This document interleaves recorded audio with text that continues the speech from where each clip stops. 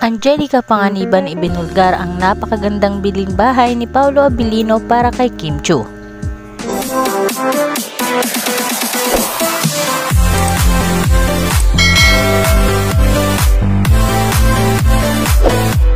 Isa sa mga itinuturing na kaibigan ni Kim Chiu ay si Angelica Panganiban. Ito raw ang nakakaalam sa tunay na relasyon ngayon ni Kim Chiu at Paolo Abilino. Hindi na nga raw nakatiis pa si Angelica ang hindi ibulgar ang mga iba pang regalo ng aktor para sa kanyang kaibigan na si Kim Chiu.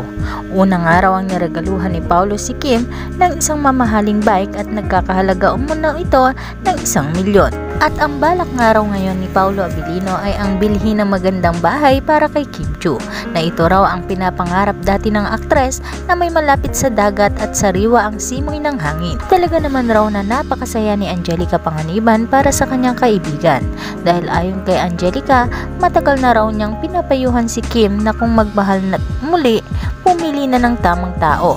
Kilala raw talaga nila si Paolo Abilino na isang mabait at maalagang tao, kaya naman wala na raw hihilingin pa si Angelica, kundi ang maging masaya ang kanyang kaibigan sa piling ni Paolo Abilino. Samantala, napakagandang banding ni Kim Chiu at Paolo Abilino ngayon ang magkasamang nagbabike. Kaya naman, sobrang kilig na kilig ang mga fans nila dahil ayon sa kanila, totohanan na talaga ang relasyon ng dalawa.